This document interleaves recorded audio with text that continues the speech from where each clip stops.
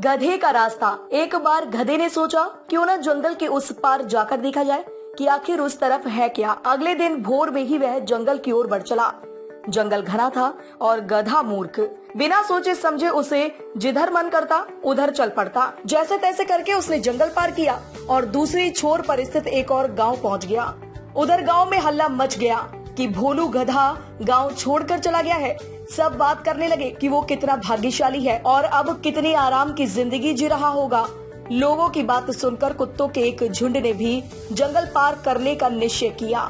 अगली सुबह वह गधे की गंध का पीछा करते हुए उसी रास्ते से जंगल के उस पार चले गए। फिर क्या था, गांव के अन्य पशुओं में भी जंगल पार करने की होड़ सी लग गई और सभी गधे द्वारा खोजे गए रास्ते पर चलते हुए जंगल पार करने लगे। बार बार उस रास्ते पर चलने से एक पगडंडी सी बन गई और कुछ सालों बाद इंसान भी उसी रास्ते को पकड़कर जंगल पार करने लगे। समय बीतता गया और धीरे धीरे गांव की आबादी काफी बढ़ गई। तब सरकार ने जंगल पार करने के लिए एक रोड बनाने का निर्णय लिया। शहर से इंजीनियरों का एक दल आया और इलाके की स्टडी करने लगा। गाँव वालों ने बताया कि जंगल पार करने के लिए एक पगडंडी बनी हुई है, उसी पर अगर रोड बना दी जाए तो अच्छा रहेगा। उसकी बात सुनकर चीफ इंजीनियर थोड़ा मुस्कुराया और बोला, क्या मैं जान सकता हूँ कि ये पगडंडी किसने बनाई?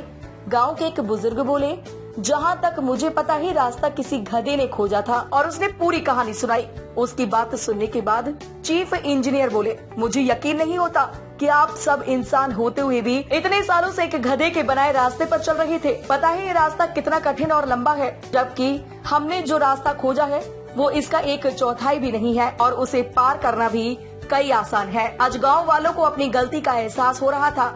वे सोच रहे थे कि काश उन्होंने एक नया रास्ता खोजने का प्रयास किया होता। दोस्तों, जो गलती उन गांव वालों ने की, कहीं वही गलती हम भी तो नहीं कर रहे हैं? कहीं हम किसी गधे के दिखाए रास्ते पर चलकर अपनी लाइफ बर्बाद तो नहीं कर रहे हैं?